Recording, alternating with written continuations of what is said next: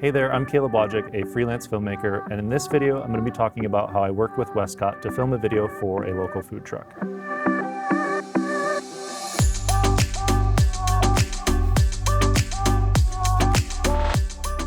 Now, a lot of the time, I just shoot by myself, but this time, I had a couple people helping, so we had a small crew, and I have a few tips for how to make sure that the process of working with other people and filming a video goes as smoothly as possible. My first tip is just to be extremely prepared. I always list out all the gear that I need to bring, and I go through that checklist when I'm packing.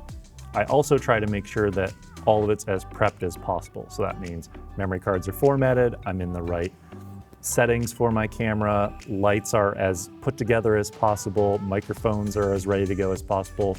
So that means when I show up, there's less time that I have to set up.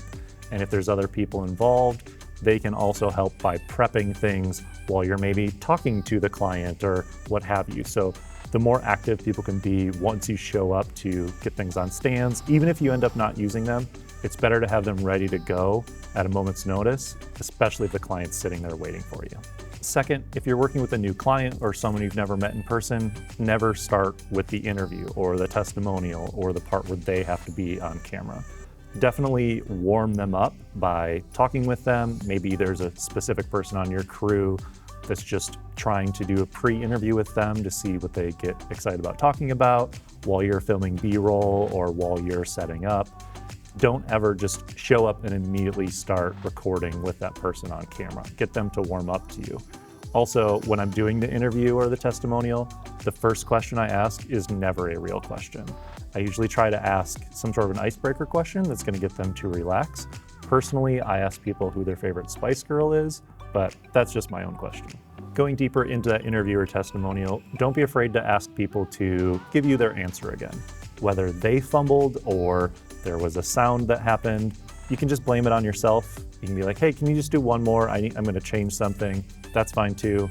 Or you can be honest and say, hey, can you just rephrase that in a different way or start with saying this?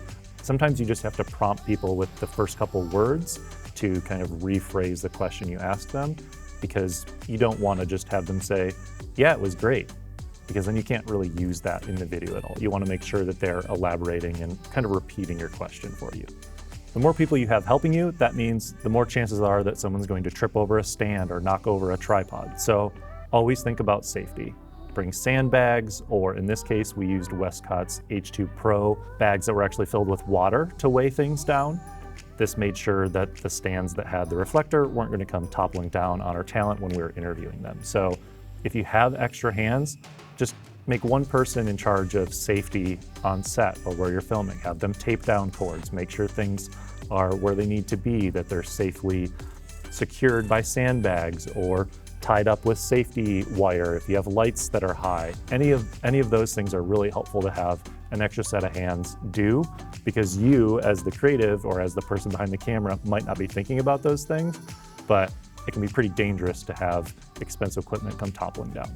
And when I have a small crew, I always try to get their opinion on things if I want them. If you don't want opinions, don't ask for it. But if you do want opinions on location or how things look, I find that it's almost always leading me to a better result if I involve people in what I'm trying to do creatively. So one of those things is a location scout. So we got there with the crew, we tried some different spots, we stood in different places, we checked out what the wind was doing, how much noise there was there echo.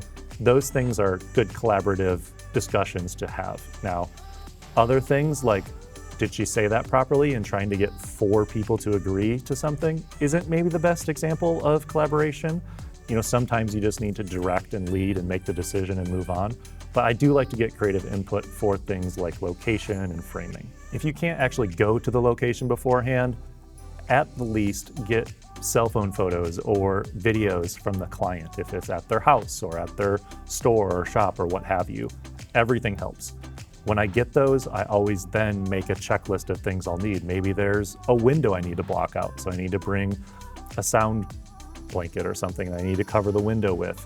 Oh, there's some lights I might need to cover. Maybe I need to bring some gaffer's tape and some cinefoil or something to cover those up.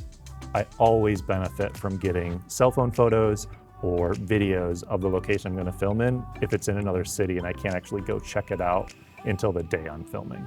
Do you have any other tips for filming with a small crew or filming by yourself? Let us know in the comments below this video, and be sure to subscribe to the channel to get more content just like this.